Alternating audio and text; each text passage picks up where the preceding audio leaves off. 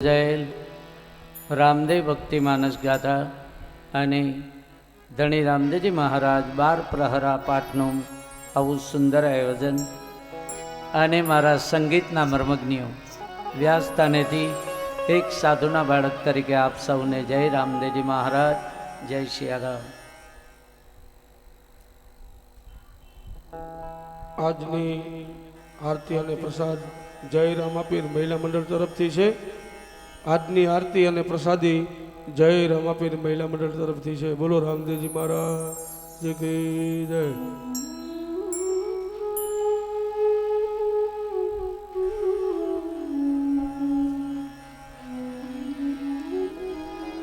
ભગવાન રામદેવજી મહારાજને આ ચરિત્ર માનસ ગાથામાં તમે એનું આગળ વધી રહ્યા. ભગવાન દ્વાપર યુગની ભૂમિકા પૂર્ણ કરી, ત્રેતા યુગની ભૂમિકા પૂર્ણ કરી, દ્વાપર યુગની ભૂમિકામાં મારો હરિ પધાર્યા. કારણ કે લખાણું હમ મેં और तुम में सब घट રહ્યો समाये, सचराचर व्यापी રહ્યો तहाँ का नाम कृष्ण बताए.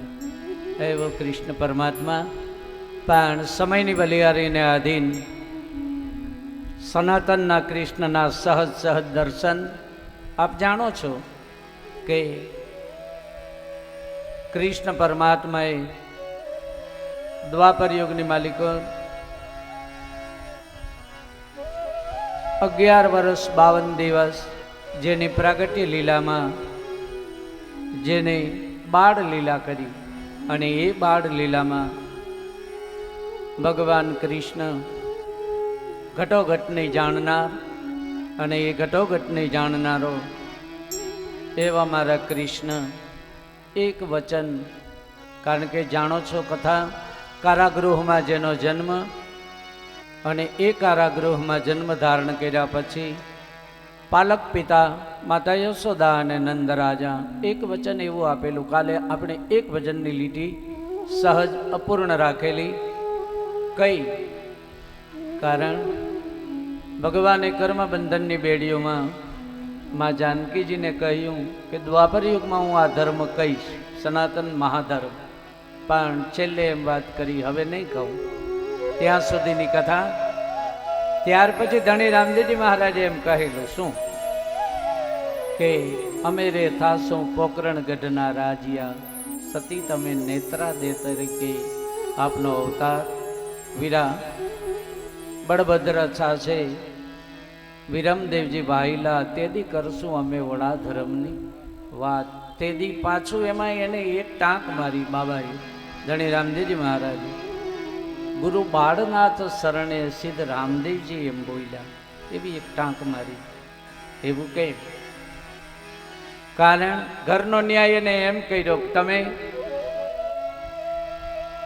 હે રુક્ષ્મણીજી તમારો જન્મ આગલો જન્મ કર્મના સિદ્ધાંતોને શાંત કરવા ઉમરકોટના સોઢા રાજપૂતોને ઘેરે તમારો જન્મ થશે, પણ આપ અષ્ટવંકા હશો. કારણ ગત જન્મમાં એક કુબજાને તમે કુબડી કહી એટલે કરેલા કર્મના બદલા દેવા પડે. એ સતી તમારો કુબજા તરીકે અવતાર. આવી કથા પણ ધણી રામદેવજી મહારાજ હારે હારે ગુરુ મહિમા છેલ્લે એમ બોલ્યા કે બાબા બાળનાથ શરણે બોલ્યા સિદ્ધ રામદેવ. ગુરુ મહિમામાં એને વાત કરી, પણ વાત હું કૃષ્ણ પરમાત્માની કહેવા જઈ રહ્યો ત્યાર પહેલા ગુરુ મહિમાની તાકાત કેટલી, ગુરુ મહિમા કેવો કોને? કારણ કે સંતોએ તો લખ્યું છે શું, જય ગુરુદેવ બોલતા હો સામે શરમાવ છો. જય ગુરુદેવ બોલતા હો સામે શરમાવ છો. જય ગુરુદેવ બોલતા હો સામે શરમાવ છો. જય ગુરુદેવ બોલતા હો સામે શરમાવ છો. સાને શરમાવ છો વીરા, સાને ભરમાવ છો. સાને શરમાવ છો વીરા. વિરા સાને ભરમાવશો એ પ્રગટને પૂજતા હો સાને શરમાવશો પ્રગટને પૂજતા હો સાને શરમાવશો જય હો, જય હો.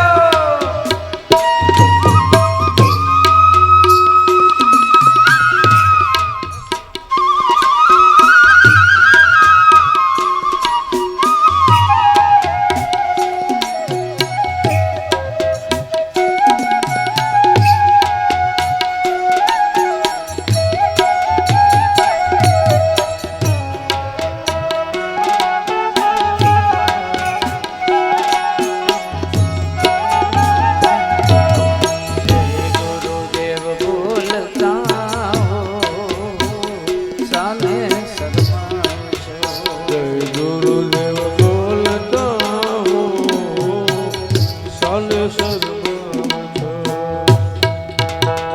પ્રગટને પૂજતા હો સાને શરમાવ છો. સવારામ બાપાએ કહ્યું છે પ્રગટ પુરુષને સેવીએ. મહાત્મા ગોરખ જતીએ એમ કહ્યું ગોરખ જાગતા નર સેવીએ. અર્થ બધો એ પણ પ્રગટને પૂજતા હો સિદ્ધને શરમાવ છો. સિદ્ધને શરમાવ છો વીરા સાને ભરમાવ છો. કેમ? પ્રગટને પૂજતા એટલે અપ્રગટને ન પૂજવા એવું નથી કહ્યું, પણ પ્રગટને પૂજવા એનું કારણ અને અપ્રગટને ન પૂજવા એવું નથી કીધું. પણ વાત એ છે જે પ્રગટ પુરુષ છે તમારી ને મારી નજર સમક્ષ છે એ પ્રગટ અને અપ્રગટમાં ફરક કેટલો? પ્રગટ અને અપ્રગટમાં ફરક કેટલો? સહજ દ્રષ્ટાંતમાં તમને સમજાવું કે તમને ને મને સહજ તાવ આવ્યો હોય તો આપણો કોઈ ફેમિલી ડોક્ટર હોય એનું નામ લઈ લે તો તાવ ઉતરે નહીં. તાવ આવ્યો હોય અને એમ થાય કે હાલો એ ડોક્ટર મને તાવ આવ્યો ઉતરી જવો જોઈએ, એમ ઉતરે નહીં. પ્રગટ અને અપ્રગટમાં આટલો ફેર. તાવ આવ્યો હોય ડોક્ટર પાસે જવું જોઈએ અને એ ડોક્ટર દવા આપે અને એ દવા તમે નું ખાય ત્યારે તમને મને આરામ થાય. એમ પ્રગટ પુરુષને સેવો ને સન્મુખ જાઓ ને તો જ શાંતિ મળે, બાકી મળે જ નહીં મારા બાપ. ને સન્મુખ જાઓ તો શાંતિ મળે.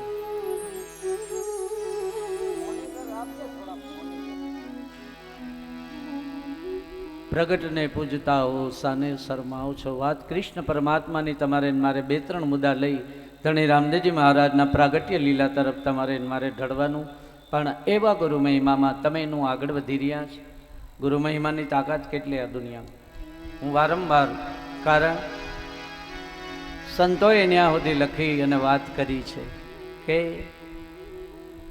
એક શબ્દ ગુરુદેવ કા તાકા અનંત વિચાર થાકે મુનિજન પંડિતા ગુરુનો વેદ ન પામે બાર. એવો ગુરુ મહિમા અને એ ગુરુ મહિમામાં તમે એનું આગળ વધી રહ્યા. ગુરુ મહિમાની તાકાત, ગુરુની તાકાત કેટલી, શિષ્યની તાકાત કેટલી હારે હારે. કારણ એક વાત નક્કી, ગુરુ જ્ઞાની હોય તો જ્ઞાન થકી ગુરુની કીર્તિ વધે, પણ ગુરુના શિષ્યો એવા હોય ને તો શિષ્યો થકી પણ કીર્તિ વધે ગુરુની. ગુરુના શિષ્યો થકી ગુરુની કીર્તિ વધી શકે.